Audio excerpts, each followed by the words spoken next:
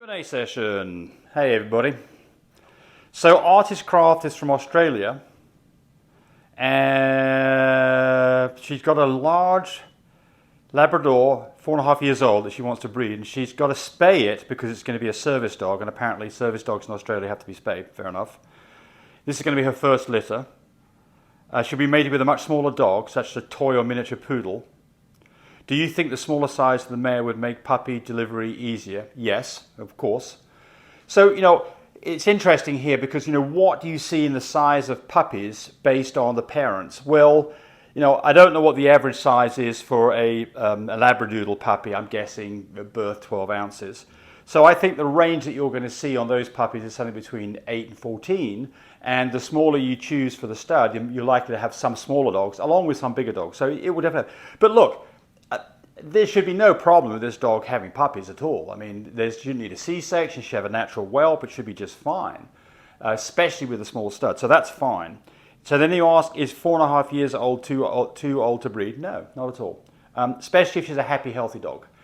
Certainly, litter size can start to get impacted. Well, it will as a dog gets older. And so bigger dogs tend to not live as long, and I think they're probably not as fertile for as long, but I don't know that that's true. But certainly, if the dog's happy and healthy, then I wouldn't have any problems. You say, my dog appears to be very maternal. She's had phantom pregnancies at the end of all, but one of her heat cycles.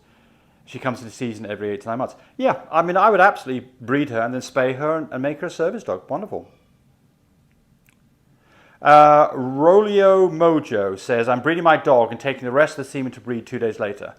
And she's asking whether, or he or she is asking, can you use my shipmate product to store the semen in the fridge and then use it for a 2-hour drive? And the answer is yes, you can. But the question here is, will it be any good after 48 hours? And the answer to that one is, it depends on the extender that you used.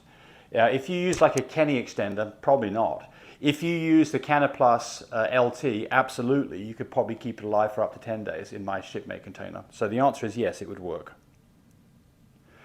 Here's an interesting one. Mama Bear Chihuahua says, I have a question about ovulation. When she ovulates, does she release all her eggs at once or some every day for a few days? So, well, look, the answer to this is definitely, and I don't know the correct answer on this. I'm just going to discuss what I think is going on. It could be wrong. So, the first thing is that obviously they don't all just rush down at one moment. There is a time frame between the eggs going down the oviduct and ending up in the uterus. I don't know whether that's measured in a day or a few days. I suspect in most cases it's probably within less than a day. And the reason that I say that is the majority of time when you see a litter, all the puppies are similar in size. Now, occasionally you get a litter where you've got a very small puppy in there or a very big puppy in there, and then it makes you wonder whether or not that dog was produced, that egg was fertilized later on or earlier on, and that could be the case. And it also begs this question about whether you should do a single AI or do multiple AIs, because some of the eggs might be ready and some of the eggs might not be ready. It takes 2 days for an egg after it's implanted in the uterine wall to be mature enough to be able to be fertilized. So that's why I like to do 2 breedings 2 days apart, for exactly that reason. But I don't have any, it's just anecdotal evidence, and I certainly haven't seen any scientific reports that give any credence to what I'm saying. So there you go. HD Frenchies has gone on a rant about a fine care machine. Look, the problem with this is there's a lot of interpretation that goes on using machines. And I can tell you this, that although progesterone is linked to things like mating and linked to things like whelp, they are not linked absolutely together. There can be variations, especially on things like when you should breed and when ovulation occurs.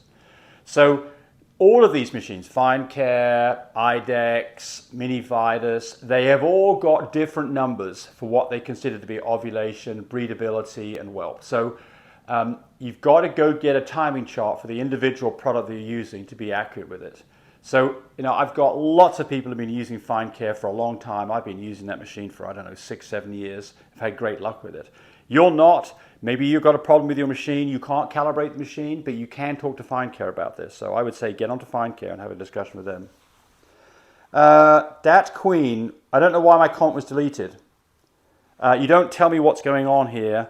So you don't tell me what the comment was, so I have no idea. So there's other people who monitor this site, and sometimes if there's something that was said that they deem to be offensive, it gets deleted.